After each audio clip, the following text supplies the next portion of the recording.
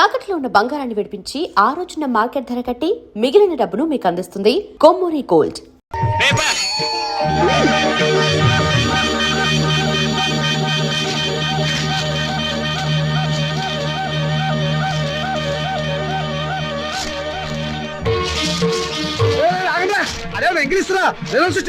తొందరగా చూడరా, నాకు అసలు టెన్షన్ గా ఉంది. పెళ్లి పందిరి అసలు పేపర్ ఎక్కడ? దీనిలో లేదు నాన్న, మౌనిక దగ్గర పేపర్ ఉంది, దాంట్లో ఉంటుందేమో.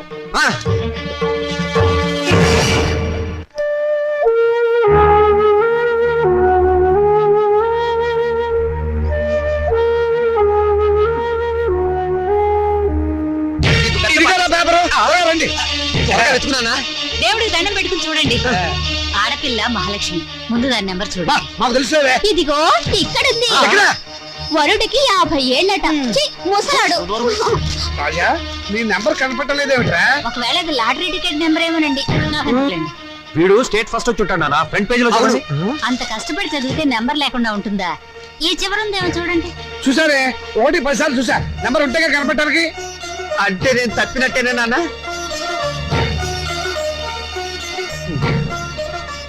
నేను తప్పనన్నా, వాళ్ళే నా మార్కులు తప్పుకుని ఉంటారు.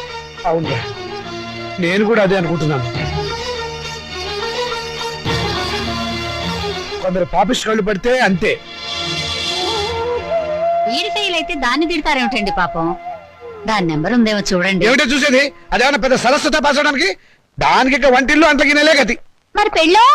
మీ నాన్న అలాగే మాట్లాడతారు, నువ్వు బాధపడక. రాత్రి మౌడు చదివిన వాడికే దిక్కు లేదు.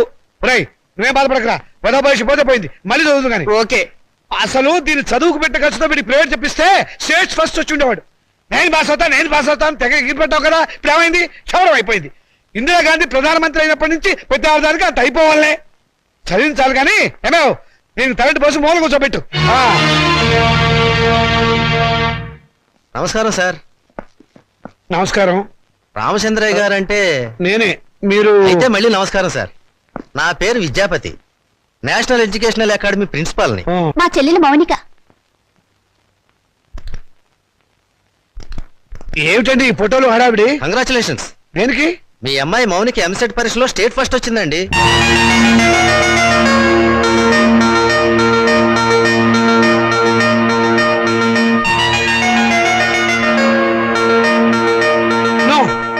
అబద్ధం, అది రావడానికి వీల్లేదు. కష్టపడి చదివిన వారు తప్పడం, జులైగా జరిగింది పాస్ అవడమా? మోసం, అన్యాయం, అక్రమం. కాదండి, నిజం. నేను ఇప్పుడే విద్యామంత్రి గారితో కూడా మాట్లాడొస్తున్నాను. అమ్మాయి నెంబర్ ఫ్రంట్ పేజీలో వేశారు, కావాలంటే చూడండి. ప్రెస్ వాళ్ళు కూడా వచ్చారు అమ్మాయిని ఇంటర్వ్యూ చేయడానికి. మేడం, ఎంసెట్ లో స్టేట్ ఫస్ట్ వచ్చినందుకు మీరు ఎలా ఫీల్ అవుతున్నారు? ఆడదానికి చదువు అవసరమని గుర్తించిన నాన్నగారు నాకున్నారని గర్వపడుతున్నాను. మీ నాన్నగారు మిమ్మల్ని బాగా ఎంకరేజ్ చేసేవారా? ఎంత చేసేవారో నాకు తెలుసు, ఆయనకు తెలుసు. పాపం, ఆయన ఎప్పుడు ఇందిరాగాంధీని ఆదర్శంగా తీసుకోమంటారు. మీరు అభిమానించేవాళ్ళు మేడం? నన్ను ద్వేషించేవాళ్ళు. చివరగా మేడం, మీ జీవితాశయం ఏమిటో చెప్తారా? పెళ్ళి. పూల మొక్క నీ భవిష్యత్ ఏమిటి అని అడిగితే ఏం చెప్తుంది? తోటమాలిని అడగమని మౌనంగా చూస్తుంది. అంటే స్వతంత్రం దేశానికి వచ్చింది కానీ ఆడదానికి రాలేదని నమ్మేవాళ్ళు మా నాన్నని ఆదర్శంగా తీసుకోవాలి. ఎందుకంటే చదువుకోవాలనే పంతం నాలో పెంచింది మా నాన్న. తలంటు పోసి మూలన కూర్చోబెట్టి చాదస్తపు భావాలను గుర్తు చేసే ఆయన ఓ విప్లవ విచిత్ర తండ్రి. మేడం, స్టేట్ ఫస్ట్ వచ్చిన మీరు? డాక్టర్ చదువుతాను. కనపడే రోగాలు, కనపడని రోగాల్ని బాగు చేస్తాను. మీ ఇంటర్వ్యూ అయిపోయిందా? ఇక దయచేయండి. అయ్యా, మీరు నాకు సహాయం చెయ్యాలి. ఏం చేయమంటారో చెప్పండి. ఈవిడ గారు పాస్ అయినట్టు గోడలకి వాల్ పోస్టర్లు అంటించమంటారా? అందుకు మా కాలేజీ ఉంది కదండి. అమ్మాయి మా కాలేజీలో చదివినట్టు, మా కోచింగ్ వల్లే అమ్మాయి స్టేట్ ఫస్ట్ వచ్చినట్టు అమ్మాయి ఫోటో వేసుకుని ప్రచారం చేసుకుంటాం. సొమ్ము నాది, షోకు మీద వీలేదు. షోకు మీకు ఉంది సార్, అందుకు బహుమానంగా 50,000 రూపాయలు ఇచ్చుకుంటాం. 50,000? ఇంకేం మాట్లాడకండి సార్, కావలిస్తే 1,00,000 ఇస్తాం. అంతసేపు వెతికావు, నీ రిజల్ట్స్ నీకు తెలియలేదమ్మా? ఉంచండి. నా రిజల్ట్ నాకెప్పుడో తెలుసమ్మా. నే వెతికింది అన్నయ్య నెంబర్ని. నా బంగారు తల్లి. సరస్వతిని వెతుక్కుంటూ లక్ష్మి వచ్చింది. నేను నా చదువు శత్రురాజులను జయించాం. నేను గెలిచాను. అమాయకుడు పొద్దున్నే దొరికాడు. ఈసారి కనిపిస్తే నవిలేస్తా. ఏమిట్రా బాబాయ్ పొద్దున్నే ఏమన్నా నవ్వులుతున్నావు? షటప్. నీ మీద పోలీస్ కంప్లైంట్ ఫైల్ అయింది. అరగంటలో పోలీసులు వస్తారు, నిన్ను అరెస్ట్ చేసి పట్టుకెళ్తారు. సిద్ధంగా ఉండు. పోలీస్ కంప్లైంటా? అవును. ఎవరిచ్చారు? నేనే. దేనికి? దేనికేమిట్రా, మౌనికకు వచ్చిన స్కాలర్షిప్ డబ్బుతో మీ రెండో విధవాయికి డొనేషన్ కట్టి కాలేజీలో పారేసేవటగా. అందుకు ఏం చేయమంటావురా? వాడికి మెరిట్ రాక సీట్ రాలేదు. సీట్ రాకపోతే తీసుకెళ్లి ముఠాకుల్లో జరిపించరా, అంతేగాని ఆడపిల్ల చదువు ఆపుతావా? అడుగు తక్కువ విధవా. రేపు ఆ పిల్ల చదువుకోవడానికి ఫీజులు ఎవరు కడతారా నీ బాబు? ఆడపిల్ల చదివి ఎవరిని ఉద్ధరించాలట? ఎవరిని ఉద్ధరించాలరా? రేయ్, ఆడపిల్లకి పుట్టిల్లు హాస్టల్ లాంటిది. పెళ్ళవగానే హాస్టల్నే కాదు, అమ్మా నాన్నని కూడా మర్చిపోయి మొగుడమ్మడి వెళ్ళిపోతుంది. ఆడపిల్లని కంటం పాపం అయితే దాన్ని చదివించడం మహాపాపం. నేను మటుకు దాన్ని చస్తే చదివించను. నేను చదివే తీరుతాను. నిన్ను చదివించాల్సిన అవసరం నాకు లేదు. అయితే ఎందుకన్నారు? పుట్టే ముందు ఆడపిల్లవని తెలియక తెలిసాక చంపకపోయారా? కన్న ప్రేమ ఒకటి చచ్చిందిగా. అవును, చచ్చింది. నిజంగానే చచ్చింది. అందుకే ఆడపిల్లలు బయట పారేసే పనికిరాని వస్తువులయ్యారు, మగపిల్లలు బీరువాలో దాచుకునే పవిత్ర గ్రంథాలయ్యారు. అవునే, రేపు నేను చచ్చాక కొరి పెట్టాల్సింది వాళ్ళు. ఎవరు పెట్టేది చచ్చాక? మనకు తెలిచేస్తుందా నాన్నా? తెలిసి సాగపోయినా చూస్తున్నాం కదా. రంగాలని, ఓడిలని, తిరగ సీసాలని, కాటుకని, తల్లులని, తల్లొప్పులని, ఎన్ని ఖర్చులు. ఇవన్నీ కాకుండా పెద్ద మనిషి అయితే ఖర్చు, పెళ్లి అయితే ఖర్చు, కాపురాన్ని పంపిస్తే ఖర్చు, కడుపు వస్తే ఖర్చు, కాన్పు అయితే ఖర్చు. ఈ ఖర్చులన్నీ మగపిల్లలు కడుపులు కొట్టేగా పెట్టాలి. నాన్న, దాన్ని చదివించలేదన్న చెడ్డ పేరు మీకెందుకు? చదవనివ్వండి. దాన్ని చదివించడం మీకు భారం అనుకోండి. పోనీ అన్నయ్య నేను ఎక్కడైనా పార్ట్ టైం ఉద్యోగాలు చేసి దాన్ని చదివిస్తాం. ఎరా అన్నయ్య? అవునా? ఈ మాత్రం బుద్ధి నీకుంటే ఎప్పుడో బాగుపడేదనేవే. ఆ బుద్ధి నాకు రాదు, వచ్చినా అక్కర్లేదు. చూసారో దీని అహంకారం? దీనికి పెళ్లి చేస్తే మొగుడితో కాపురం చేసి ఎందుకంత రోషం వచ్చింది? నిన్ను 18 ఏళ్ళు పెంచి పోషించిన నాకే ఎదురు తిరుగుతున్నావే, నాకెంత రోషం రావాలి? చదివించాలి కానీ హ్యాపీ. అయితే నాకు పెళ్లి చేయండి. నాకు అంటే మా ఇద్దరికి అన్నమాట ఒక పని అయిపోతుంది.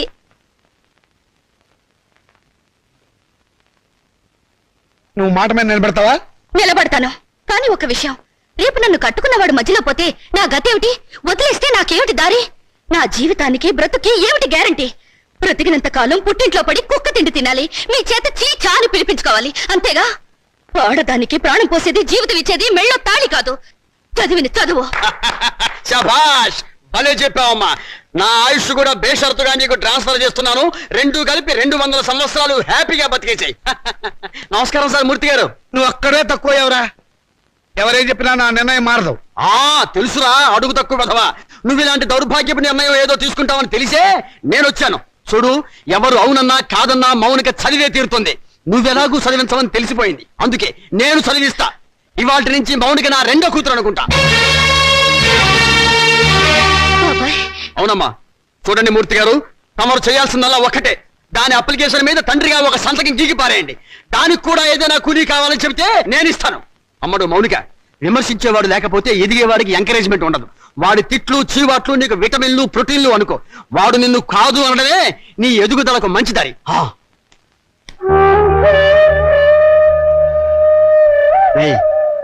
దాని చదువు బాధ్యత నేను తీసుకున్నాను కదా అని దాన్ని తిట్టడం ఎగతాళి చేయటం మాత్రం ఆపేయకు.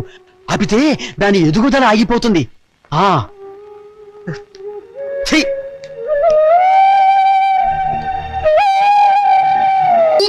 వీడు రామచంద్రరావు అని నాకు మంచి ఫ్రెండ్. నేను రాముడు అంటాను. అమ్మడు మౌనిక, అమ్మాయిని తీసుకురామ్మా. రాముడు, రావుకాలం అయిపోయింది. వెళ్ళిపోయి అరగంట అయిందిరా. అడుగు తీసుకో తీసుకో.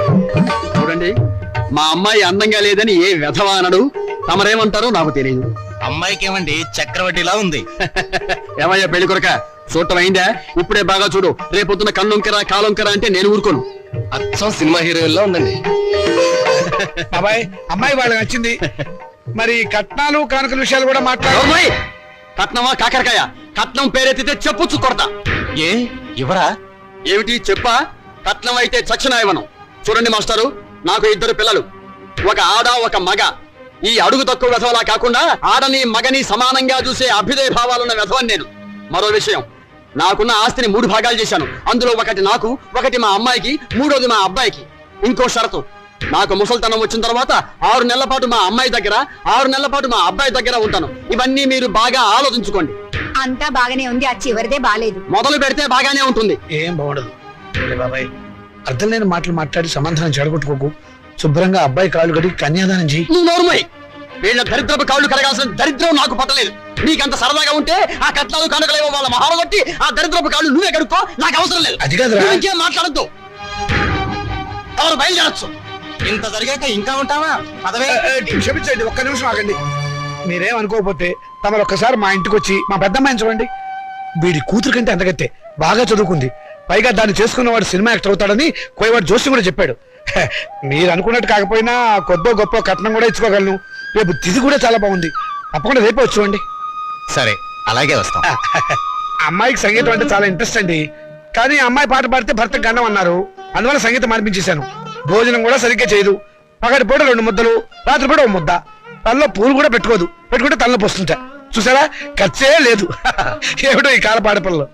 అది ఆడపిల్లని అలా పెంచాలండి. మరి మిగతా విషయాలు అన్నయ్య గారు కాస్త ఆలోచించి అడిగితే బాగుంటుందేమో. అవుని అక్కయ్య లోపల తీసుకెళ్ళు. చూడండి బాబు గారు, మగబిడ్డ అన్న తర్వాత ఎంతైనా అడగచ్చు. రేపు మా వారికి అడగను. పెద్దవది డబ్బుదే ఉందండి. అసలు మీలాంటి పెద్ద మనుషులకి డబ్బులు కక్కుర్తిపడే మనసత్వం అస్సలు ఉండదు. ఏదో లాంఛనప్రాయంగా 10,000 అనుకుందాం. మా గేదె ఖరీదే 10,000 అండి.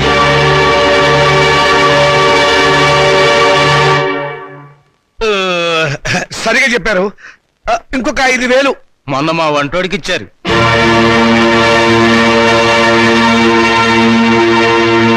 బావగారు మీరేం కాదనకండి. ఆఖరి మాట 25,000. మా అమ్మాయికి మొదటి కాన్పు మగబిడ్డ పుట్టారనుకోండి, తాతగారు బహుమతిగా ఇంకో 5,000 ఇస్తా. ఓకే, ఒప్పేసుకోండి. సంతలో పశువులా ఈ బేరాలేమిటి? మౌనిక మౌనిక నువ్వు ఊరుకోవే. దొరక్క నాకు మొగుడు దొరికాడు. నీ కర్మ. సర్లేండి, త్వరలో ముహూర్తాలు పెట్టించండి. వస్తాను. థ్యాంక్ యూ బావగారు. సీత సీత, వస్తున్నానండి. ఈ నెల 10వ తేదీ ఉదయం 10 గంటలకు ముహూర్తం. పనులన్నీ స్పీడ్ గా జరగాలి. వీడెక్కడా? రాజా రాజా, ఏంటి ఏం చేస్తున్నావురా? చదువుకుంటున్నానండి. గుడ్, చదవాలిరా. నువ్వు బాగా చదవాలి. స్టేట్ ఫస్ట్ రావాలి. ఇదిగో 25,000 కట్టిన డబ్బు జాగ్రత్త చెయ్యి. అంత డబ్బు ఎక్కడదండి? ఒంటికి ఆమదం రాసుకుని గోచి పెట్టుకుని రాత్రి దొంగతనం చేశా. ఆడది వేసే ప్రతి చచ్చు ప్రశ్నకి సమాధానం చెప్పే చవడదొద్దామని అనుకుంటున్నావా? నానా, నాకు ఉద్యోగం వచ్చింది. Very good. చూసావటే నా కొడుక మజాక. కానీ ఏంటో నసుకుతున్నావు? 30,000 డిపాజిట్ కడితే గానీ నాకు ఉద్యోగం ఎవరండి? 30,000? నాన్న, వెద ఉద్యోగం పోతే పోయింది. ఇవాళ కాకపోతే రేపు వస్తుంది. ముందు చెల్లి పెళ్లి ముఖ్యం. పెళ్లి వాళ్ళు కాకపోతే రేపు అవుతుందిరా. ఉద్యోగం రేపు రాదు. కట్టం డబ్బు 25,000 ఉంది కదా, తీసుకెళ్లి డిపాజిట్ కట్టు. మరి పిల్ల పెళ్ళి ఆగిపోతుందే. ఇది అన్యాయం నాన్న. ఒకరికి న్యాయం జరగాలంటే ఇంకొకరికి అన్యాయం జరగాలి. తప్పదు. ఇంకో 5,000 తగ్గుతుంది నాన్న. ఆడపిల్లల ఒంటి మీద నగలున్నాయి కదా, వాటితో అడ్జస్ట్ అవుదాంలే. ఈ పెళ్లి ఆగితే అది చస్తుంది. చస్తే చస్తుంది. నాకు ఖర్చు తగ్గుతుంది. అక్క పెళ్లి ఆగిపోతే నేను ఊరుకోను. ఏం తిరుగుబాట? పొరపాటు జరిగినప్పుడు తిరుగుబాటు తప్పదు. ఒక బిడ్డ కడుపు కాల్చి ఇంకో బిడ్డ కడుపు నింపాలనుకోవడం అన్యాయం. ఒంటెల మీద కొట్టినప్పుడే ఓర్చుకున్నాను. ఈ చెంపదెబ్బ భరించలేనా? పాపం పిచ్చిది. పెళ్లి మీద ఆశలు పెట్టుకుంది. ఈ పెళ్లి ఆగితే దాని గురించి లోకం ఎన్ని రకాలుగా మురుగుతుంది. అమ్మాయి అన్నది నిజమే కదండి. ఇది ఆడవాళ్ళ రాజ్యం కాదు, నా రాజ్యం, నా కొడుకుల రాజ్యం. నోరు మూసుకో. ఏ తప్పు మాట్లాడిందని నోరు మూసుకోవాలి? మీ అధికారం అహంకారం మా స్వేచ్ఛని ఎంతకాలం ఇలా చంపుతాయి? ఏ మగపిల్లలతో సమానంగా బతికే హక్కు కూతుళ్ళమైన మాకు లేదా? లేదు. ఎందుకు లేదు? ఇలాంటి పిచ్చి ప్రశ్నలు అడిగే రోజులు వస్తాయనే ఆ రోజుల్లో ఆడపిల్ల పెద్ద మనిషి కాకుండానే పెళ్లి చేసేవారు. ఒకరు సస్తే సగామనం చేయించేవాడు. చేయకపోతే గుండు గీసి ముసుగేసి మూల కూర్చోబెట్టేవాడు. అంతెందుకు, మనకి 2 చేతులు ఉన్నాయి. కుడి చేతుకున్న విలువ ఎడమ చేతుకుందా? లేదు. ఒక శరీరంలో బాగలేక ఎంచేత జీవితంలోనూ అంతే. కొడుకున్న విలువ కూతుళ్ళకి లేదు. మాకు జవసత్వాలు ఉడిపోతే మా నోట్లో ఇంత జావ పోసేది కొడుకు. రేపు చస్తే కొరువు పెట్టేది కొడుకే. బూడిద ఎత్తిపోసేది కొడుకు. పిండాలు పెట్టేది కొడుకు. ఆఖరికి పున్నామ నరక నుంచి తప్పించేది కొడుకే. అది పిచ్చి నమ్మకం. మీ వీప్ మీద ఎన్ని పుట్టుమచ్చలున్నాయో మీరు చూసారా? చూడలేరా? కానీ పున్నామ నరకం చూసినట్టు మాత్రం మాట్లాడతారా? పెట్టిన పిండాన్ని ఆడకాకులు మగకాకులు కలిసే తింటాయి. కాకులకున్న స్వతంత్రం కూడా మాకు లేదా? కాకులు పితృదేవతలైనప్పుడు కన్న కూతుళ్ళు కావలసిన వాళ్ళు కారా? అయితే నాకు పెళ్లి కాదా? ఏడిస్తే వాళ్లకు మరీ చులకనగా ఉంటుందక్క. కన్నీళ్లు తుడుచుకో. పరిస్థితి అర్థమైందిగా. నా మాట విను. మళ్ళీ కాలేజీలో చేరి చదువుకో. చదివించడానికి నా దగ్గర లంకె బిందెలు లేవు. ఉన్నా దాంట్లో ఉన్న బంగారం అంతా మీ కొడుకులకి ఇవ్వండి. ఆ ఖాళీ బిందులు మాకిస్తే మేము నీళ్లు మోసుకుని బ్రతకడానికైనా పనికొస్తాయి. మౌనిక అక్కడ నేను చదివించుకుంటానులేండి. మా నాన్నగారు మన ఫస్ట్ నైట్ ని అమెరికాలో ఏర్పాటు చేద్దాం అనుకున్నారు. అమెరికా అయినా అనకాపల్లైనా సీనిదే కదా, సీన్ అంటే నేను చెప్తాను కదా.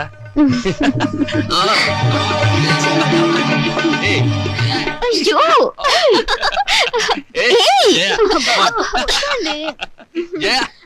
ఏంటిది? నా ఉసురు తగిలి మంచం విరిగిపోతుందిలే. నాకు చేయకుండా వాడికి చేస్తారా పెళ్లి? ఒళ్ళు మండిపోతుంది. అయ్యో అక్కడ శోభనం కూడా అయిపోయింది. నా పెళ్లి కూడా చేస్తే ఒక పని అయిపోయేదిగా. వీళ్ళెప్పుడు ఇంతే, ఒళ్ళు మండిపోతుంది.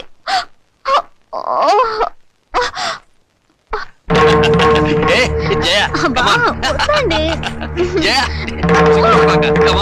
ఛీ, ఊరుకోండి. ఏయ్. ప్లీజ్. అయ్యో, వద్దండి.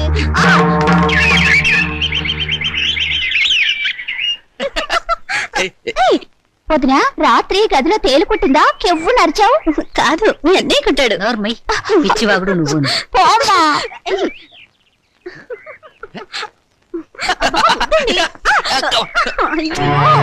అమ్మా, ఎదిగిన ఆడపిల్లలు ఇంట్లో ఉన్నారు.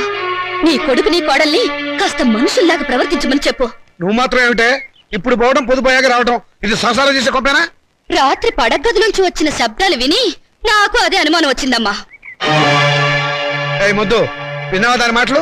ఊరికే కనిపారేయటం కాదు, ఆడపిల్లల్ని ఎలా పెంచాలో కూడా తెలియాలి. ఇప్పుడు ఏమందండి అది? చిన్నమ్మాయి నీతో చెప్పడం కంటే ఆ చెడుతో మొత్తుకోవడం బెటర్. అబ్బా, నాన్నకి ఆవేశం నా పెళ్లి విషయంలో ఉండుంటే ఎప్పుడో నా పెళ్ళైపోయేది. ఛీ, నా కర్మ. గట్టిగా కొట్టుకోవే, పేలన్నా చేస్తాయి. చాలమ్మా నువ్వు. అరే ఏంటిది? మమ్మల్ని ఆశీర్వదించండి నాన్నగారు. ఈ అమ్మాయి ఎవర్రా? ఈ అమ్మాయిని నేను ప్రేమించాను. మీరు పర్మిషన్ ఇస్తేనే పెళ్లి చేసుకుంటారు. ప్రేమించడానికి నీకు ఎవరిచ్చారా పర్మిషన్? క్షమించండి నాన్నగారు. ఇలా అడిగి నా సానుభూతి పొందాలనా? అడ్రస్ లేని వాళ్ళు చేస్తుంటే నీకు కూడా అడ్రస్ లేకుండా పోతుందిరా. లేదు నాన్నగారు, మీకు చెడ్డ పేరు తీసుకొస్తే నన్ను చంపేయండి. ఈ అమ్మాయి ఎవరనుకుంటారు? చలపతిరావు గారు అమ్మాయి. చలపతిరావు గారంటే? అరే, చలపతిరావు గారు తెలియపోవటం ఏంటన్నా? పెద్ద ఇండస్ట్రియలిస్టు. హైదరాబాద్ లో వీళ్ళ నాన్నగారికి మహేశ్వరి పరమేశ్వరి థియేటర్లు ఉన్నాయి. జూబ్లీస్ లో 12 ఎకరాల నిమ్మ తోట ఉంది. వద్దు వద్దు, ఇక ఆపేయ్. ఏమేవ్ అబ్బాయి లోపల తీసుకెళ్లి కాఫీ ఏర్పాట్లు చూడు. ఏం లేదమ్మా, నేను గట్టిగా అరిస్తే మీరు స్ట్రాంగ్ గా నిలబడతాడో లేదో చూద్దామని చిన్న డ్రామా ఆడానంతే. నువ్వు లోపలికి వెళ్ళమ్మా. ఏమండి, కాఫీ పొడి నిన్నే అయిపోయిందన్నానుగా. ఆ మాట ఇంత పబ్లిక్ గా చెప్పాలా? ఇప్పుడు మర్యాద ఎందుకున్నా? సుధా వాళ్ళ నాన్నగారు మనందరినీ ఈ రోజు భోజనం రమ్మని పిలిచారు. మరి చెప్పవేరా? ఏమేవ్ తొందరపడి వంట మొదలెట్టావా? ఆపేయ్, సాయంకాలం తినొచ్చు. ఉండరా, చొక్కా వేసుకొస్తాను.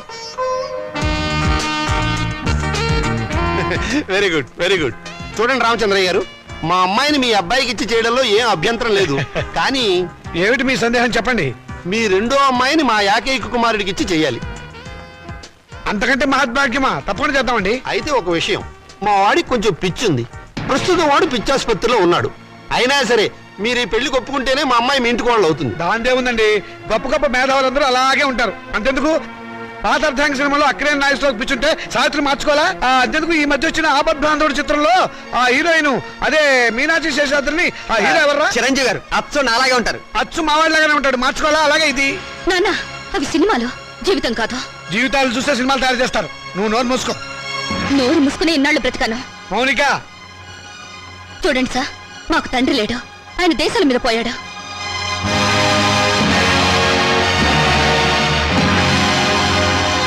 ఈయన మా పెంపుడు తండ్రి. పదక్క. ఏమిటో నువ్వు అక్కడ చెప్పొచ్చింది? నేను దేశాల మీద పోయానా? ఇంకా నయం, బ్రతికే ఉన్నామని చెప్పినందుకు సంతోషించు. మౌనిక, ఆగండి. స్వార్థం కోసం ఆడదాన్ని కాళ్ళు చేతులు నరికి తందూరి పొయ్యిలో తగిలిపెట్టిన మహానుభావుల జాబితాలో మీ పేరు కూడా చేరిపోవాలంటే ఆ పిచ్చివాడికిచ్చి పెళ్లి చేసే బదులు డబ్బా కిరసనాలు పోసి తగలబెట్టండి. ఖర్చైనా మిగులుతుంది. ఎప్పుడు కొడుకుల భవిష్యత్తు గురించి ఆలోచించారే గాని మా ఆవేదన గురించి పట్టించుకోలేదంటే కూతుళ్ళుగా మేము చేసిన పాప ఏమిటో చెప్పండి. ఈ సంసారాన్ని నిలబెట్టేది నా కొడుకుల భవిష్యత్తే గాని మీ పెళ్లిళ్ళు కాదు. మాకు పెళ్లిళ్ళు అవసరమని మేమెవరితోనన్నా లేచిపోతే బయట ఏడ్చి కట్నం ఖర్చు తగ్గినందుకు లోపల సంతోషపడతాను. శభాష్. కూతుళ్ళు లేచిపోవడానికి తగిన సలహాలు ప్రోత్సాహం ఇచ్చే నీలాంటి తండ్రి ఊరికి ఒక్కడుంటే చాలు. దేశంలో ఈనాడు వరకట్న సమస్య ఉండేదే కాదు. నీ కొడుకు సుఖం కోసం నన్ను పిచ్చివాడికిచ్చి పెళ్లి చేయాలనుకున్నావు. ఇదే అమ్మ పిచ్చిదైతే నువ్వు చేసుకునేవాడివా? నువ్వు పిచ్చివాడివైతే ఇన్నాళ్ళు అమ్మ నీతో కాపురం చేసేదా? ఏంటే నాన్నగారికి ఎదురు సమాధానం చెప్తున్నావు? చెప్పుతో కొడతాను, జాగ్రత్త. చెప్పులు నాకు ఉన్నాయి. ఎందుకే గొడవలన్నీ లోపలికి రా. ఆడపిల్లలు ఇంట్లో కూర్చుని ఏడ్చే రోజులు ఎప్పుడు పోయాయమ్మా? మగపిల్లలు ప్లస్లు, ఆడపిల్లలు మైనస్లు అనుకునే ఇలాంటి వాళ్లను నట్టింట్లో నిలదీసి అడిగే రోజులివి. నట్టింట్లో కాకపోతే నర్రోడ్డు మీద నిలబడవే. నువ్వు అర్ధరాత్రి వరకు ట్యూషన్ల పేరుతో ఎవరెవరితో తిరుగుతున్నావో, ఏ లాడ్జీలో కురుగుతున్నావో ఎవరు తెలుసు?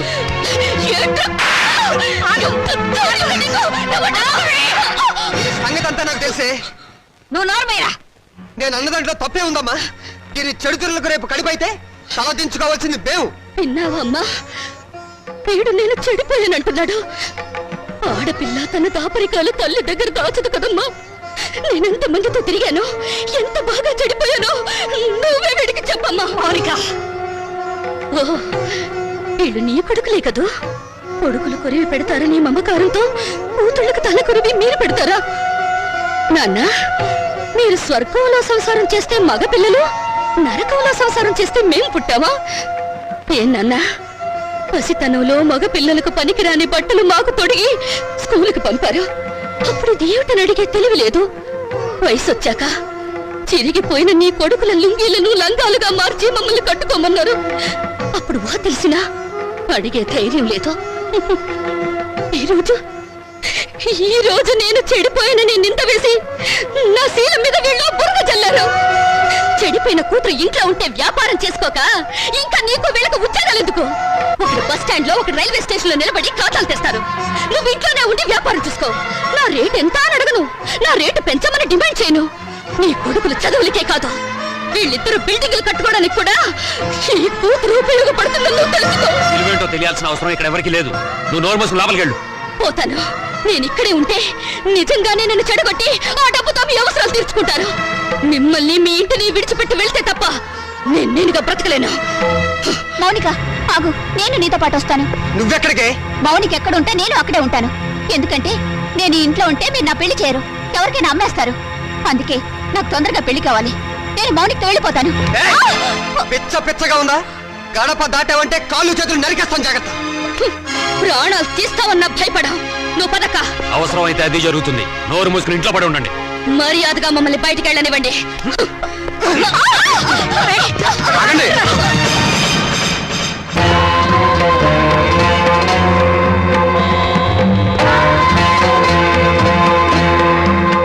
నువ్వా? ఎక్కడికి ఎందుకు వచ్చావు? దుష్ట శిక్షణ కోసం, స్త్రీల రక్షణ కోసం. ఛా, నువ్వేమైనా కృష్ణ పరమాత్ముడువా? అయితే నీకున్న గోపికలో దీని నంబర్ ఎంత?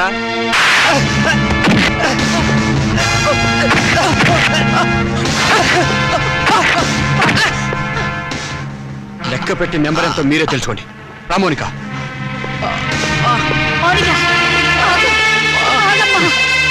తీసుకెళ్ళి బాబు.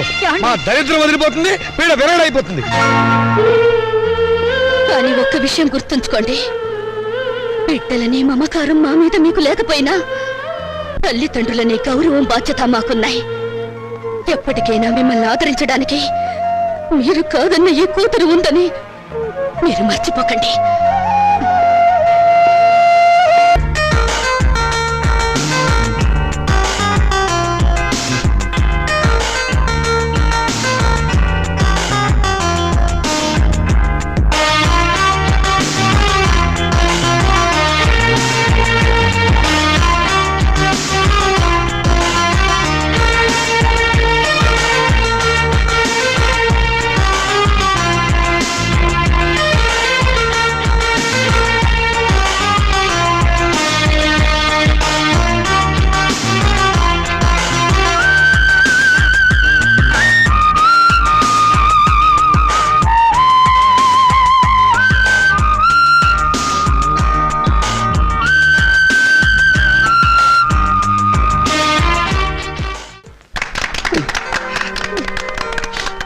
రే బాబాయ్, నేను రిటైర్ అయిపోయిన తర్వాత నన్ను ఎవర్రా తిడతారు?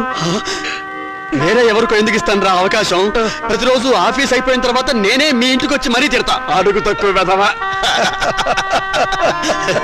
రేయ్, ఇంకోసారి తిట్రా. అడుగు తక్కువ కదా. నిన్నగాక మొన్న మీరు ఆఫీసులో చేరినట్టుంది. అప్పుడే వయసు అయిందని పంపించేశారేమిటండి? మీకేమన్నా నడువంగిందా, పళ్ళు కదిలాయా?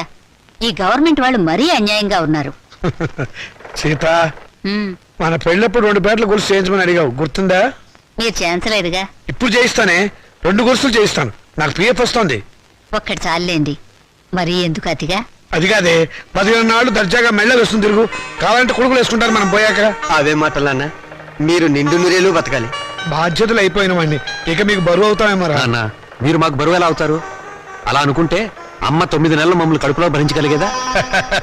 చూసావా సీత, ఇక మనకి దిగులేందుకే. మనల్ని చంపడానికి వచ్చిన ఎముడికి అడ్డం పడే మగబిడ్డలు ఉన్నారే మనకి. మరి మన మాలతి మౌనిక వాళ్ళ పేరెత్తితే చంపేస్తా. అదే నాన్న, ఆ ఆవేశమే వద్దు. ఈ వయసులో మీకు మనశ్శాంతి కావాలి. అందుకే మీరు అన్ని పుణ్యక్షేత్రాలు తిరగాలని మేము అన్ని ఏర్పాట్లు చేసాం. రేపే మీ ప్రయాణం. తిరుగుతాను రా, ఇండియాలో ఉన్న గుళ్ళు గోపురాలు అన్నీ తిరుగుతాను. మీకోసం, మీ ఆరోగ్యం కోసం, మీ ఆనందం కోసం కనబడ్డ ప్రతి రాయిని మొక్కుతాను రా. రే రాజా, నువ్వు వేళకి భోంచేయాలరా. నీకు అసలు తిరిగి తిప్పలు గుర్తుండవు.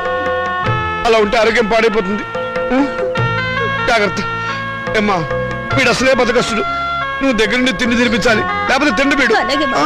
మీరు వెళ్ళమన్నారని వెళ్తున్నాను రా. మిమ్మల్ని వదిలి వెళ్ళటం మాకు ఇష్టం లేదు. రేయ్, నువ్వు పనులని వ్యాపారం అని అర్ధరాత్రి దాకా ఇంటికి రాకుండా, ఊళ్ళో తిరగకుండా ఏందన్నా 15 ఇంటికి వచ్చి ఫోన్ చేసి టైంకి నిద్రపోవాలి. ఏమ్మా, వీడి సంగతి నీకు తెలుసు కదా. వీడిని నీ చేతుల్లో పెడుతున్నాను, నువ్వే జాగ్రత్తగా చూసుకోవాలి. వస్తాను, వస్తానమ్మా.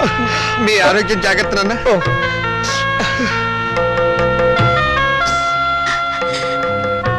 చెల్లెళ్ళు ఎలా ఉన్నారో ఒకసారి చూసిరండి. టైం అయిందిరా, వస్తాను రా. జాగ్రత్తగా ఉండండి. ఏమిట్రా మళ్ళీ పిచ్చి సన్నాసి? వీడు అసలే నాన్న వదిలిపెట్టి ఉండలేడు. మళ్ళీ 15 రోజులు వచ్చేస్తాం కదా. దీని మీద సంతకం పెట్టండి. ఏమిట్రా ఈ హడావిడి? ఇప్పుడు పొద్దు నుంచి ఏం చేస్తాను? ఆ పెన్నిటు. మేము పెట్టబోయే వ్యాపారానికి మీరు పెట్టుబడి లేని పార్ట్నర్. అది దానికి సంబంధించిన అగ్రిమెంట్. త్వరగా వచ్చేయండి. పెళ్ళే ముందు హడావిడి. చెల్లెళ్ళని ఒకసారి వెళ్ళి చూసిరండి. అలాగేదమ్మా. పచ్చిపో. టైం అయింది, త్వరగా పోనేవయ్యా. పిండత్రయదేవతాభ్యో నమః. ధ్యానావాహన షోడశోపచార పూజాన్ సమర్పయామి. ఓం అయోధ్యా మధురామాయ కాశీకాంజ అవంతికాః పూరీద్వారావతి దేవా సప్తైతే మోక్షదాయకాః. అహం కాశీం గమిష్యామి త్రైమనివసామ్యం ఇది భగవాన్ సర్వం కాశీ దాసవసన్నభేత్. శ్రీశైలం కాశీ కేదారం కాళహస్తేశ పక్షిషం పంచక్షేత్రం పఠే నిత్యం మహాపాతకనాశనం. పిండత్రయాధిష్టాన దేవతాభ్యో నమః.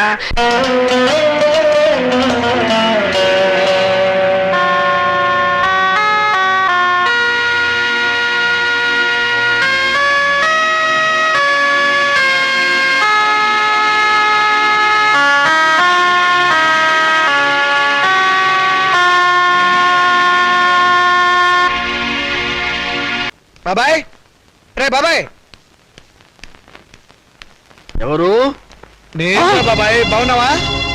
రాముడు, ఏమిటా ఏమిటలా అయిపోయావు? నువ్వేనా? నేను నీ రాముని. నువ్వు బతుకున్నావా? నేను బతుకున్నావేమిట్రా? నువ్వు మాట్లాడుతుంది? అవును, ఇట్లా ఇట్లా కూర్చో, కూర్చో, కూర్చో చెప్తా. రే, నువ్వు చచ్చిపోలేదా? నేను చచ్చిపోవడమేట్రా? పెదవ చోకు నువ్వు. రే, నీలాంటి స్నేహితుల అభిమానం, నీ చెల్లెల సౌభాగ్యం, నా కొడుకుల అనురాగం ఉన్నంత వరకు చావు నా దగ్గర రానే రాదురా. నిజంరా, నువ్వు చచ్చిపోయావని తెలిసి బాధపడ్డాను. ఇప్పుడు నువ్వు బతుకున్నావని తెలిసి మరీ బాధపడుతున్నాను రా. ఏమిట్రా, ఏమైంది? ఇంకా ఏం కావాలరా? బతుకున్న తండ్రి చచ్చిపోయాడని చెప్పి డెత్ సర్టిఫికెట్లు చూపించి సాక్ష్యం కోసం పిండాకుడు కూడా పెట్టదని నీ కొడుకులు తండ్రి మాట సవదాటని ఆ శ్రీరామచంద్రుడు కూడా దాటిపోయి చరిత్ర సృష్టించారా.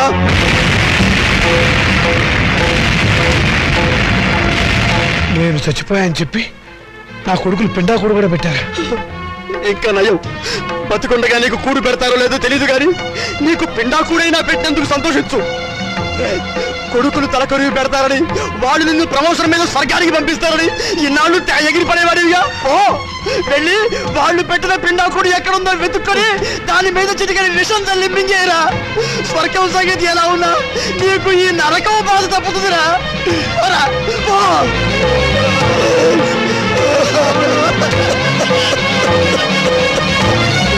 మన ఇల్లు కూడా అమ్మేసి చెరువు. నేను చచ్చినట్టు దొంగ సర్టిఫికెట్ సృష్టిస్తారా? నా పీఎఫ్ నా పెన్షన్ తీసేసుకుంటారా మిమ్మల్ని? ఏ నువ్వు చావా? రేపు నువ్వు చేస్తే పిఎఫ్ మాకెవరా? ఎప్పుడు బ్రతికుండడానికి నువ్వు ఆయన అమృతం తాగేవా? మిమ్మల్ని అడిగి పారేస్తాను, చంపి పారేస్తాను. వదులు. కొడుకురా, కాదురా, నా భార్య చాలానికే. తీసేస్తాను.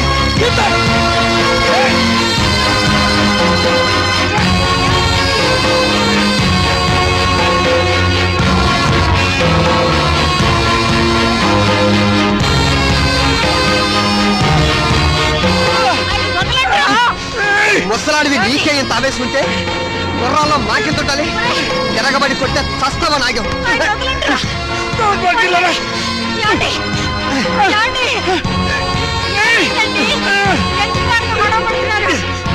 మర్యాదగా బయటకు వెళ్తావా లేదా?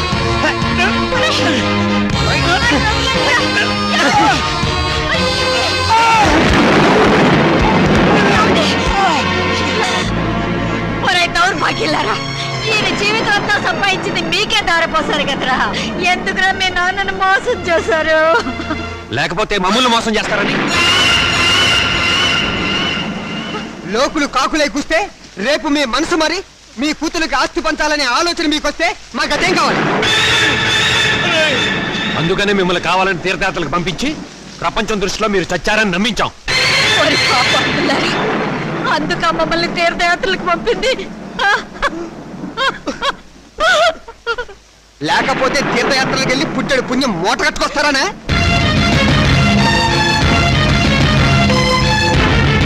తమ్ముడు చెప్పింది కరెక్ట్.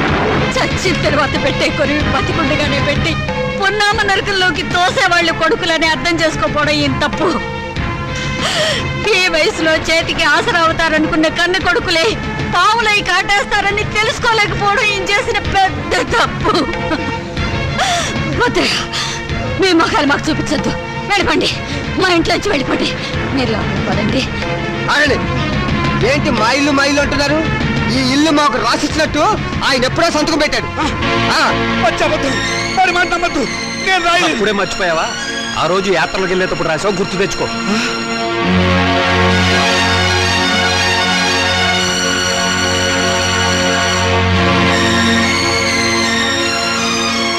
సీత, నీ కొడుకులు పెద్ద కుట్ర చేశారు, నమ్మించి మోసం చేశారు.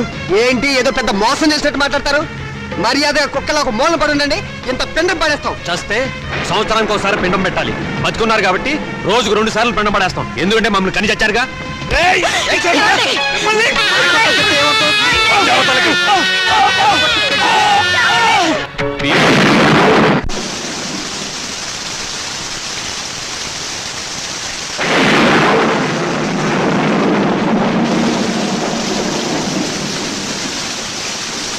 అత్యంతరంగా కొడుకులు వెళ్ళగొడితే అనాథల్లా చెట్టు కింద ఉన్నాం.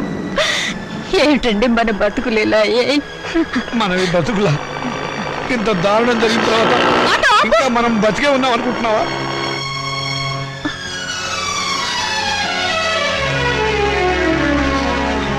అమ్మా, నాన్న, మీరిక్కడ ఏం జరిగింది?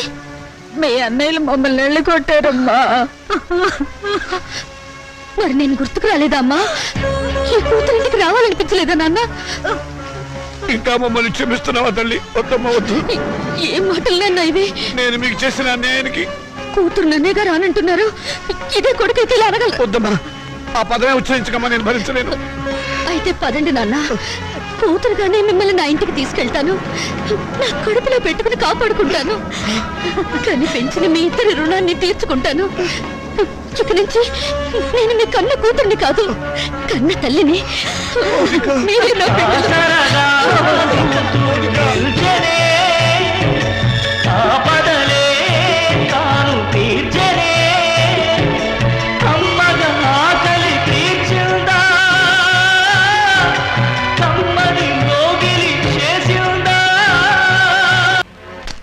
చూసావన్నాయి మౌనికి ఎంత పొగరు? నాన్న మనకిచ్చిన ఆస్తులు వాళ్ళకే సమాన భాగం ఉందని కోర్టు వచ్చి పంపించింది. ఆడదానికి ఆస్తిలో భాగం ఇవ్వమని అడిగే హక్కు ఎక్కడిది? హక్కు ఇక్కడిదని కొంపలో కాదు అరిచేది. గట్టి ప్లేడని పెట్టి రేపు కోర్టులో సాధించడానికి ఎవరైనా లాయర్ ఉన్నారా? నేనున్నాను యువర్ ఆనర్.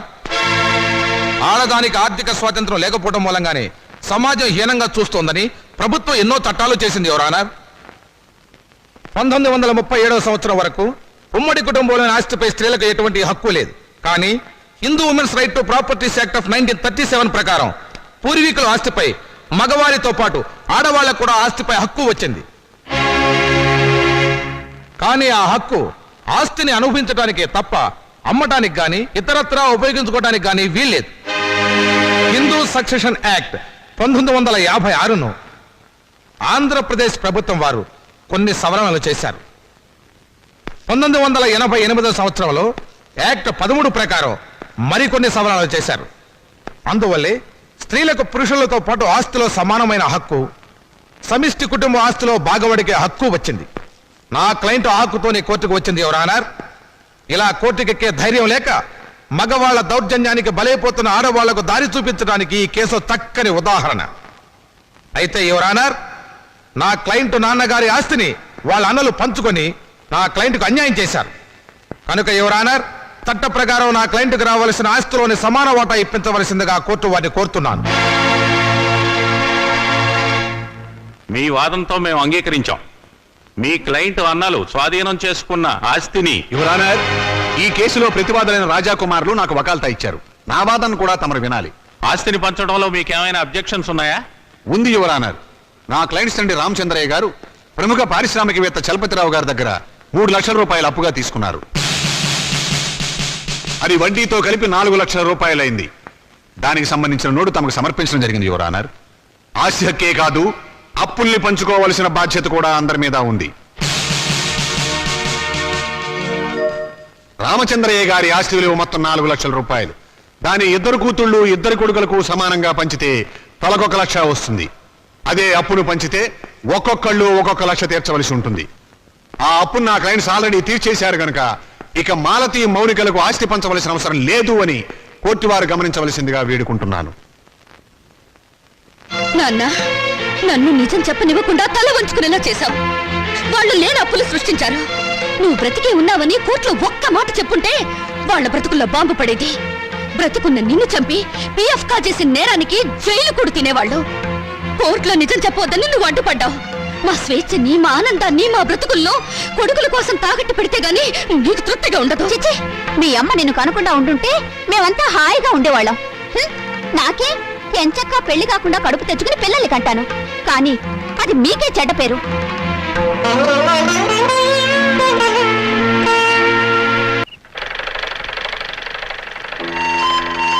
నమస్కారం అండి. ఇదిగో, పరాయి మనుషుల అండీలు నమస్కారాలు ఏమిటి?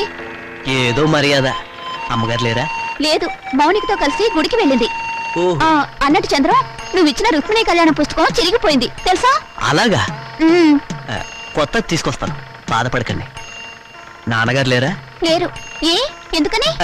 ఏం లేదు, నిన్నొక సన్యాసి కనపడి పెళ్లి కావడానికి ఒక మంత్రం చెప్పాడు. అదేంటో నాకు చెప్పవా? అది రహస్యంగా గదిలోనే చెప్పాలి. నిజంగానా? అయితే పూజ గదిలో చెప్పు. రా. అలాగే, పద.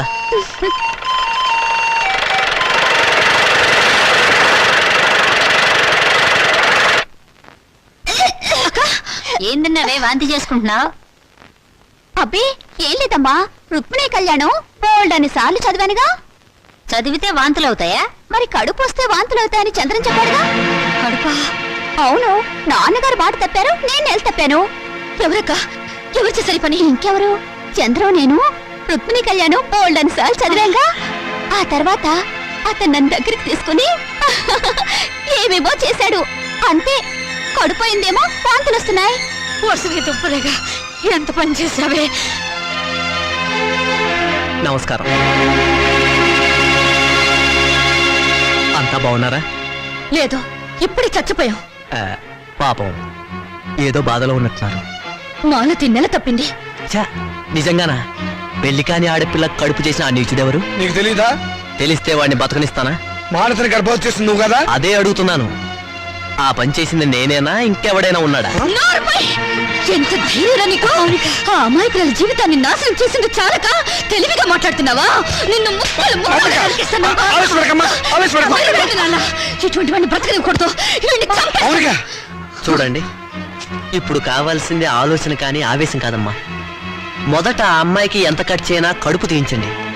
లేకపోతే నా కాళ్ళు కడికి పెళ్లి చేసి 2 లక్షలు కడుపు చేసినందుకు కానుగ్గా ఇవ్వండి. మీ వల్ల కాకపోతే నన్ను చంపేసి కడుపులో ఉన్న ఆ బిడ్డకి తండ్రి లేని వాడిని చేయండి. ఆ తరువాత తలమాసిన మీ అక్కకి తెల్లచీర కట్టి కలకాలం కళ్ళలో పెట్టి చూసుకోండి. ఏ పని చేసినా తెలివిగా చేయండి అమ్మా. మరి వస్తాను మామయ్య గారు, వస్తాను అత్తయ్య గారు.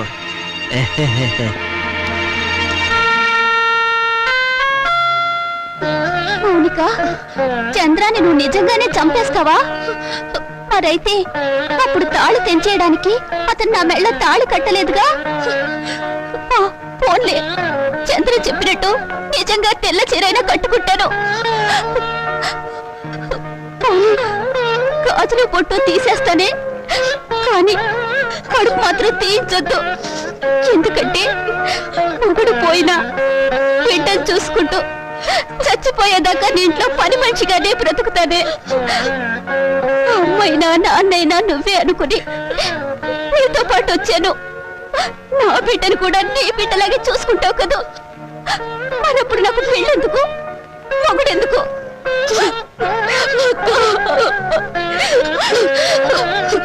నువ్వేం బాధపడకక్క. ఎన్ని కష్టాలైనా నష్టాలైనా నీకు మాత్రం అన్యాయం జరగనివ్వను. ఆ చంద్రంతోనే నీ పెళ్లి నేను చేస్తాను.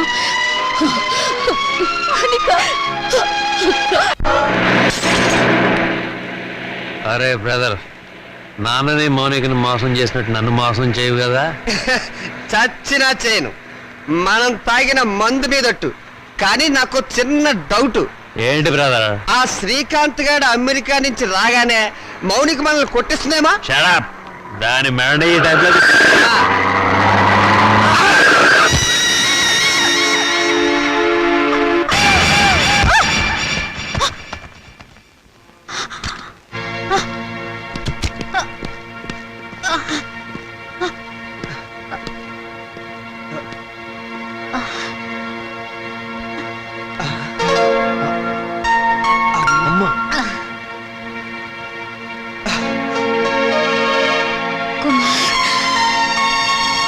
రాజా, మాతృదేవో భవ మాయ మాట, పితృదేవో భవ పిచ్చి మాట, నవమాసాలు నవ్వులాట, భవబంధాలు పాత మాట.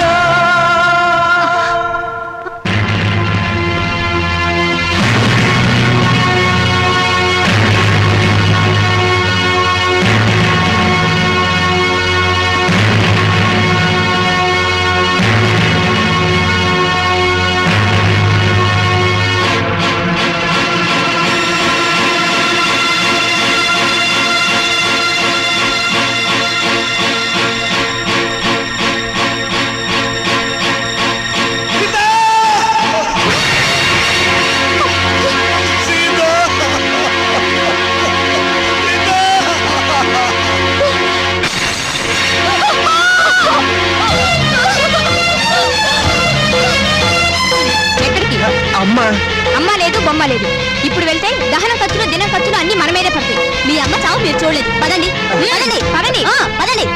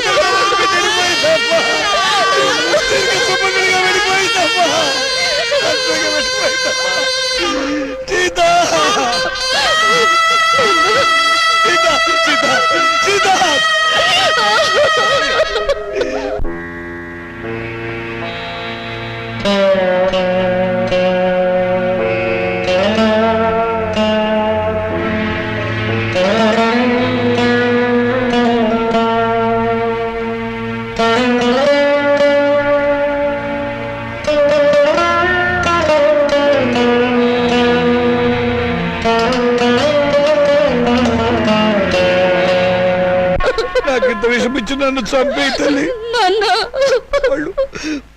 వాళ్ళు నన్ను మళ్ళీ మోసం చేశారమ్మా. కొడుకులు మళ్ళీ మళ్ళీ మోసం చేయడం, తండ్రులు మళ్ళీ మళ్ళీ మోసపోవడం ఇప్పటి వరకు నడుస్తున్న చరిత్రే కదా నాన్న. ఇలా జరుగుతుందని నాకు ముందే తెలుసు నాన్న. ఆ చరిత్ర నీలాంటి కూతురు చేతుల్లో సమస్య పోవాలమ్మా, నగ్నమైపోవాలి.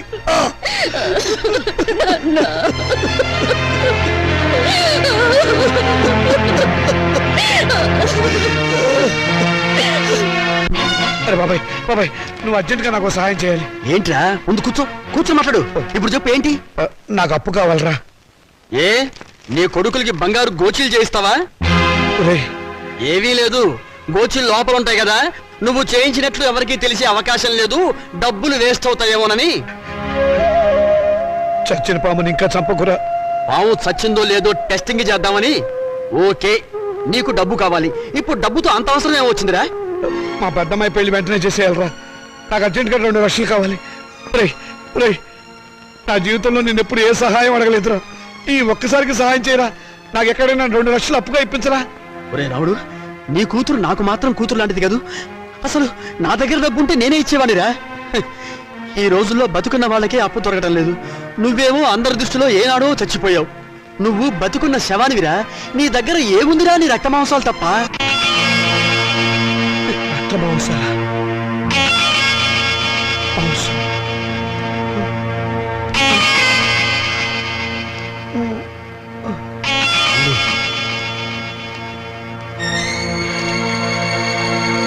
నీ దగ్గర ఏముందిరా?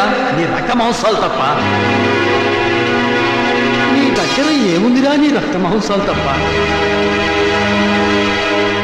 నీ దగ్గర ఏముందిరా? నీ రక్త మాంసాలు తప్ప.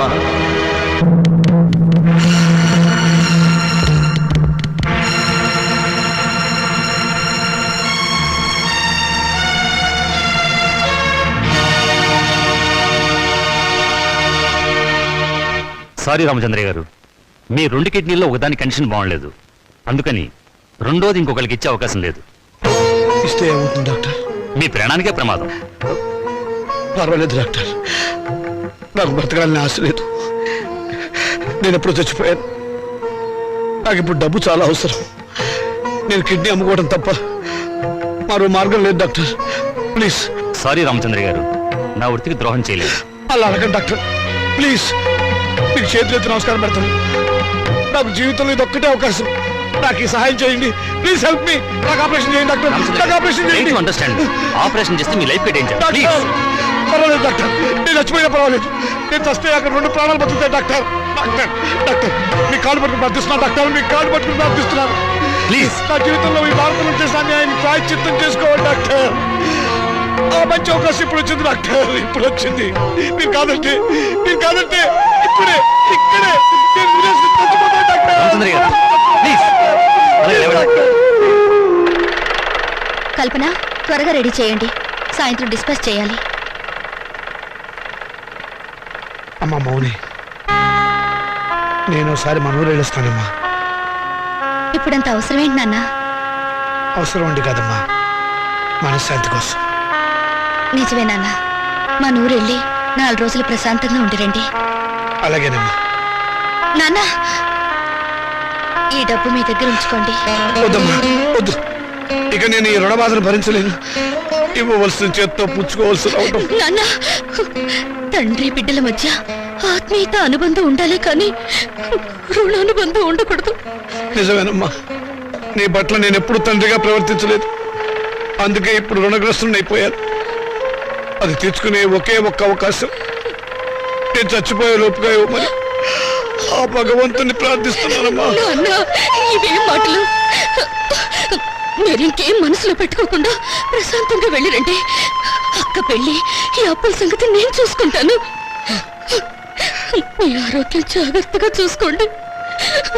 నీకేమన్నా అయితే నేను భరించలేదు. అలాగేనమ్మా, పసుపు కుంకుమలతో, పిల్ల పాపలతో, ఆయురారోగ్యాలతో నిండు 100 ఏళ్ళు జీవించమ్మా, జీవించు.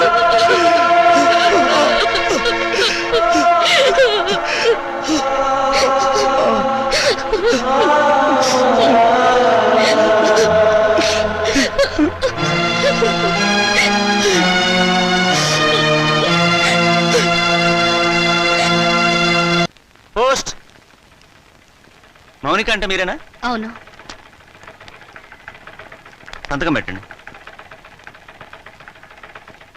Thank you.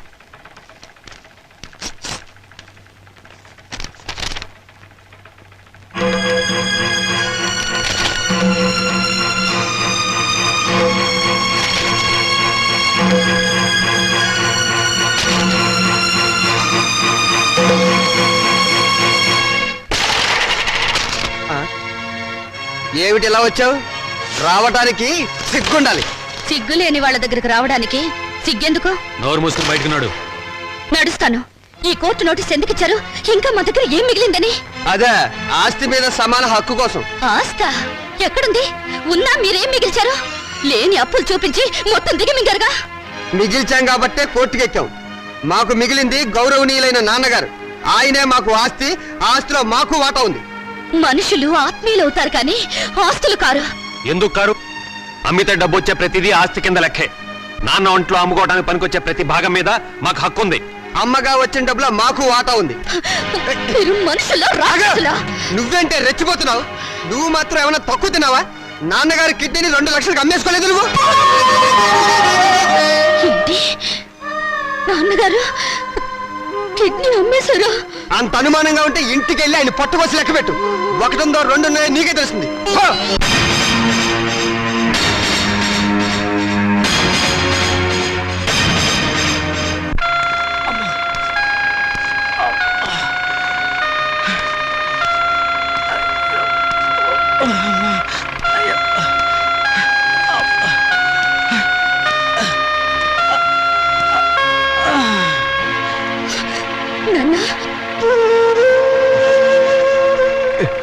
ఏంటమ్మా?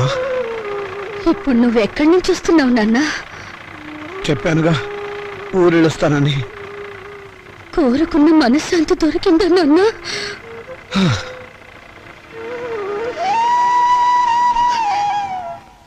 దాని ఖరీదు 2 లక్షలు నాన్న.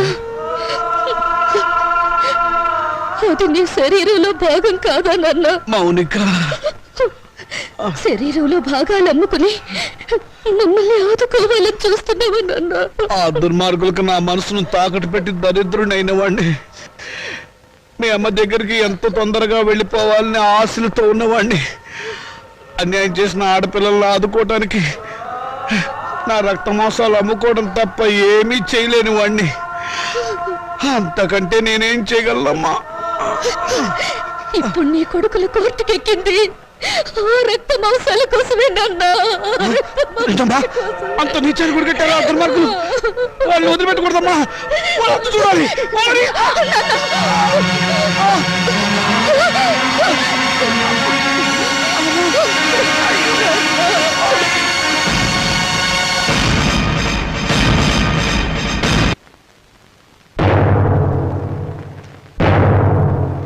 యువర్ ఆనర్, ఇది ప్రపంచ న్యాయ చరిత్రలోనే కనీ విని ఎరుగని కేసు. ఇటువంటి కేసు ఇంతవరకు ఏ న్యాయస్థానం ముందుకు రాలేదు. నా క్లయింట్స్ రాజా కుమారుల తరఫున వకాల్తా తీసుకున్న నేను ఈ కేసులో ప్రతివాదైనటువంటి మౌనికను కొన్ని ప్రశ్నలు వేయడానికి అనుమతించవలసిందిగా కోర్టు వారిని వేడుకుంటున్నాను. Yes granted. మౌనిక, మౌనిక, మౌనిక.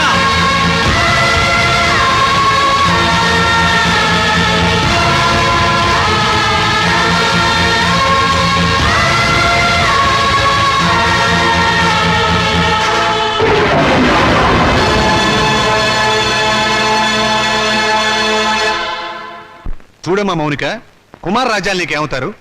కీర్తిశేషులు. తెలుగు రాదా? చచ్చిపోయిన వాళ్ళు.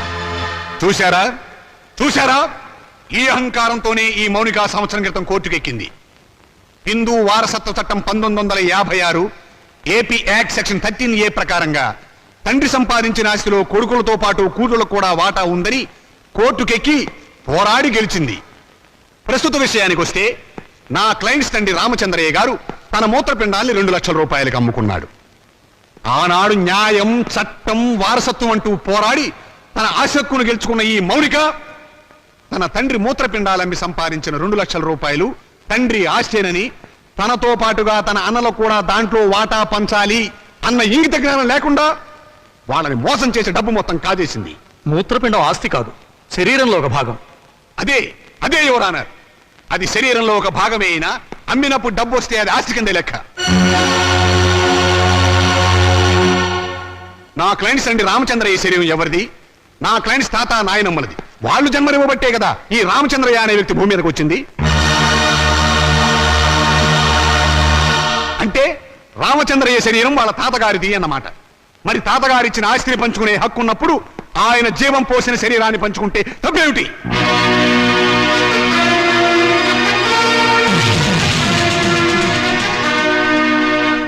మిస్ మౌనిక, నీ తరఫున లాయర్ ఎవరైనా ఉన్నారా? లేరు, అక్కర్లేదు. వాస్తవాలు చెప్పడానికి లాయర్ ఎందుకు? మీరే అన్నారుగా మూత్రపిండాలు ఆస్తులు కావని. అమ్మితే డబ్బు వచ్చేది ఏదైనా సరే ఆస్తి కింద లెక్కే. కళ్ళు, చెవులు, గుండె, నెత్తురు వీటన్నిటికి అమ్మినందుకు రేటు ఉంది. ఇవన్నీ ఆస్తి కదా యువరానర్. లాయర్ గారు మీరు కరెక్టే. మీ గుమస్తాకు మీరు జీతం ఎంత ఇస్తారు? 1000 రూపాయలు. ఎందుకు? నాకు సర్వీస్ చేసినందుకు. మీకు సర్వీస్ చేసిన మీ గుమస్తాకి మీరు 1000 రూపాయలు ఇస్తుంటే మమ్మల్ని కన్ని పెంచి పెద్ద చేసినందుకు మా అమ్మకు నాన్నకు మేమేమిస్తే మాత్రం రుణం తీర్చుకోగలం? కనీ పెంచడం కూలి కింద రాదు. ఎందుకు రాదు? తల్లిదండ్రులు వాళ్ళ కామం తీర్చుకోవడానికి ఏకమవుతారు. ఏకమైనప్పుడు మేమెందుకు పుట్టాలి? అది సుశీధర్మం. ధర్మం కాదు, శ్రమ. తల్లిదండ్రులు పిల్లల్ని పుట్టించే యంత్రాలనుకుంటే ఆ యంత్రాలు పడిన శ్రమకు కూలి ఇవ్వాలి. వీళ్ళిచ్చారా? పని చేసే యంత్రానికైనా శక్తి, విశ్రాంతి కావాలి. మీ క్లయింట్స్ యంత్రాల బ్రతికిన నా తల్లిదండ్రులకు అవి ఇచ్చారా? అసలు వాళ్ళని మనుషుల్లో చూసారా? అడగండి యువరానా. వీళ్ళను పుట్టించినందుకు కూలి ఇవ్వాలి. 9 నెలలు మోసిన మా అమ్మ కూలి ఇవ్వాలి. మా నాన్న నెత్తురు పంచినందుకు దానికి రేటు కట్టాలి. అమ్మ దగ్గర తాగిన పాలకు, వాళ్ళు పెట్టిన కష్టాలకు, కడుపు మంటకు, మా తల్లిదండ్రులు పడ్డ ఆవేదనకు రేటు కట్టాలి. కట్టమనంట రేటు. శంకర్రావు గారు, మీ సమాధానం ఏమిటి?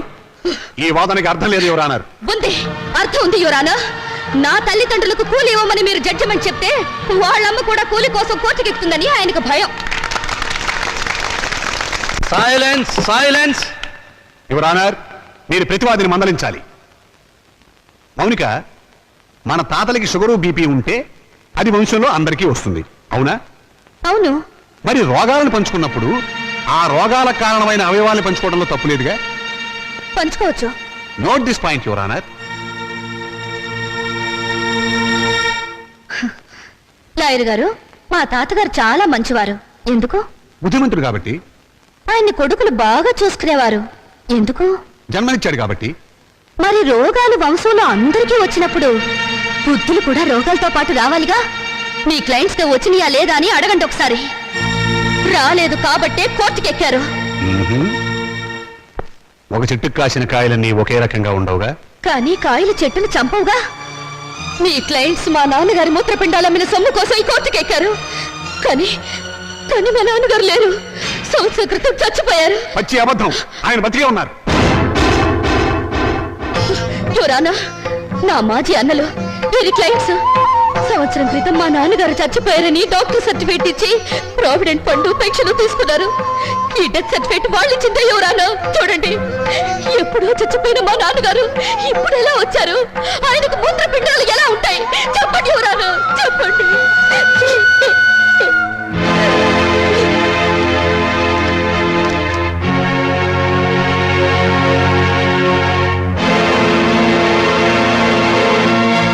అవును, రామచంద్రయ్య చచ్చిపోయాడు కదండి.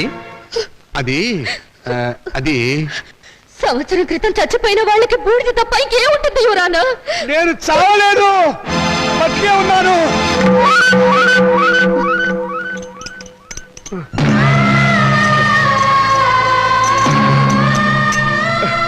నేను చావలేదు యువరానా, బతికే ఉన్నాను. అరే, ఈయన బ్రతికే ఉన్నాడుగా. నన్ను ఆ బోన్ దగ్గర తీసుకెళ్ళు. యువరానా, మీరు లా పుస్తకాలు చదివి తీర్పు చెప్తారు, లా లేని ప్రపంచం తీరును, రక్త సంబంధం తీరును చూసి తీర్పు చెప్తారు. ఆలోచించండి. కొడుకుల పిచ్చిలో పడి కూతుర్లకు అన్యాయం చేశాననే బాధలు ఈ వెర్రి తండ్రి 2 లక్షలకు మూత్రపిండం అమ్ముకున్నాడు. ఆ సొమ్ములో వాటా కావాలని వీళ్ళు కోర్టుకెక్కారు. తల్లిదండ్రుల రక్త మాంసాలు పంచుకునేవి కావు. ప్రపంచంలో ఏ కోర్టులోనూ ఇటువంటి కేసు ఏ బిడ్డ ఏ తండ్రి మీద వేయలేదు. ఆ అదృష్టం మన రాష్ట్రానికి దక్కింది ఇటువంటి కొడుకుల దయ వల్ల.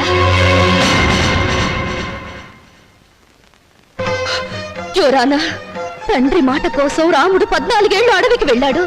తల్లిదండ్రులను పూజించి పాండురంగుడు దేవుడయ్యాడు. వీరగాథలు చెప్పి శివాజీ నెత్తురులో దేశభక్తి నింపింది అతని తల్లి జిజియాబాయ్. అటువంటి తల్లులు తండ్రులు బిడ్డలు పుట్టిన చరిత్ర గల దేశం మనది. ఓ చరిత్రలో పుట్టిన పురుగులు నా అన్నలు. శిబి చక్రవర్తి కర్ణుడు వాళ్ళ శరీరాలను కోసి దానం చేస్తే కన్న వాళ్ళను కోసి పెళ్ళాలతో పలా వండించుకుని తినాలనే పుర్రెలు వీళ్ళవి. అందుకే రక్త మాంసాల కోసం కోర్టుకెక్కారు.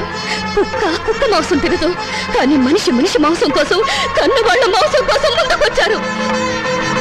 నాగరికతకు పట్టిన చెడ పురుగులు వీళ్ళు. ఇటువంటి వాళ్ళను క్షమించి వదలకూడదు ఎవరానా. చెప్పండి మీ జడ్జిమెంట్. దేశ జనాభా పెరగకుండా ఆపరేషన్లు చేయించడం కాదు, ఇటువంటి మాతృహంతకులు పితృహంతకులు దేశంలో పెరగకుండా కొత్త ఆపరేషన్లు కనిపెట్టమని సైంటిస్టులకు చెప్పండి ఎవరన్నా. చెప్పండి.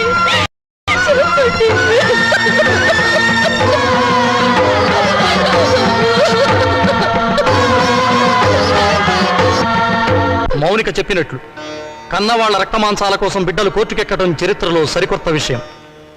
ఇది న్యాయం దృష్టితో కాకుండా మానవతా పరిధి విషయంలో ఆలోచించవలసిన విషయం.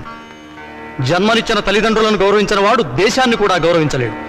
ఈరోజు కన్న తల్లిదండ్రులను రేపు దేశాన్ని కూడా అమ్ముకుంటాడు. మౌనిక వాదనతో మేము ఏకీభవిస్తున్నాం. ఎవరన్నారు? మీరు తీర్పు చెప్పబోయే ముందు నా ఆవేదన చెప్పుకునే అవకాశం ఇవ్వవలసిందిగా ప్రార్థిస్తున్నాను. ఈ శరీరం నాతోనే పుట్టింది, నాతోనే పెరిగింది, రేపు నాతోనే మట్టిలో కలిసిపోతుంది. దీని మీద హక్కు ఎవరిది? నన్ను కన్నవాళ్ళదా లేక నేను కన్నవాళ్ళదా? నాన్న, మీరు ఆవేశపడకండి. ఉండమ్మా, నన్ను చెప్పని. చివరిసారిగా నేను చెప్పుకోవాల్సినంత చెప్పుకొని నా శరీరంలో ఉన్న అవయవాల మీద హక్కు నాకే లేకపోతే ఇక ఈ ప్రపంచంలో స్వేచ్ఛగా అర్థం ఏమిటి ఎవరు అన్నారు? హక్కు తల్లిదండ్రులకు లేకపోతే వాళ్ళు బతుకుండగానే వాళ్ళ కళ్ళు పీకి చర్మం ఒలిచి గుండె మూత్రపిండాలను షోకేసులో పెట్టి అమ్ముకునే దౌర్భాగ్యం సంతానం తయారవుతుంది ఎవరు అన్నారు? ఆ ప్రమాదం నుంచి సమాజాన్ని కాపాడండి, రక్త మోసాల విలువల్ని రక్షించండి, కన్నబిడ్డలే కసావాళ్ళు కాకుండా చూడండి ఎవరు అన్నారు? చూడండి.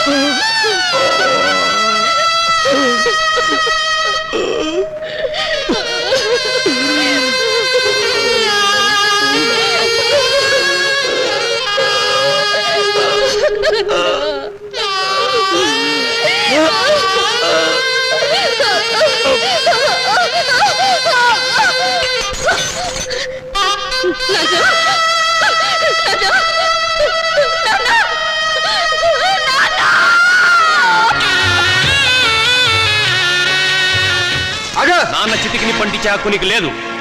ఎందుకు లేదు? ఆడదానికి ఆస్తుల హక్కు ఉండొచ్చావు కానీ చిత్రంటే ఇచ్చే హక్కు లేదు. సాంప్రదాయం ఒప్పుకోదు, ఆచారాలు అంగీకరించవు.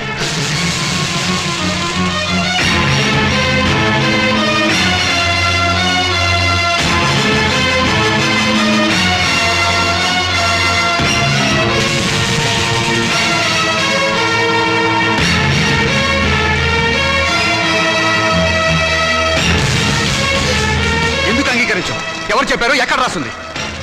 అసలు మనం సృష్టించుకున్నవే ఈ సాంప్రదాయాలు ఆచారాలు. మన మనసుల్లోంచి పుట్టుకొచ్చినవే ఈ ప్రేమలు ఆప్యాయతలు. అవి లేని మనుషులు వీళ్ళు. ఈ కట్టెలో ఉన్న మనిషి బ్రతుకున్నప్పుడు పున్నామ నరకం నుంచి కొడుకులు తప్పిస్తారని పిచ్చి ప్రేమతో కొడుకులు నెత్తికెక్కించుకున్నారు. అందుకు వీళ్ళేం చేశారు అడగండి. బ్రతుకుండగానే చంపారు, స్వార్థంతో పురుగులా చూశారు, ఎంగిరిస్తారు అట్లా వీటిలోకి నెట్టారు. వీళ్ళు ఈ రోజు కొరువు పెట్టి శ్రాద్ధ కర్మలు నిర్వర్తించినా ఆయన ఆత్మకు శాంతి చేకూరదు. బతుకుండగా వాడు తిన్నాడో తినలేదో పట్టించుకొని వీళ్ళు వాడి మూత్రపిండాల మీద హక్కుందంటూ కోర్టుకు ఎక్కారు. చెప్పండి, జన్మనిచ్చిన వాళ్ళ పట్ల చూపించే ప్రేమ ఇదేనా? రేపు మీ బిడ్డలో మీ పట్ల ఇలాగే ప్రవర్తిస్తే సమాధానం చెప్పండి. అటువంటి వాళ్ళకు అండగా నిలబడి మాట్లాడడానికి మీరు వచ్చారు. ఈ చచ్చిపోయిన రామచంద్రయ్యకు దేవుడు మాట్లాడే శక్తి ఇవ్వగలిగితే వీళ్ళు ఎంత కిరాతకులో చెప్తాడు. వీళ్ళు చిత్తి వెలిగించిన మండదు, ఈ శవం బూడిది కాదు. బ్రతికినంత కాలం మనశ్శాంతి లేకుండా చేశారు. చివరికి శ్మశానానికి వచ్చినా కూడా ఆయనకు మనశ్శాంతి లేకుండా చేస్తారా? ఆచారాలకు విలువ ఇచ్చి మంచిని మానవత్వాన్ని చంపుతారా? చెప్పండి.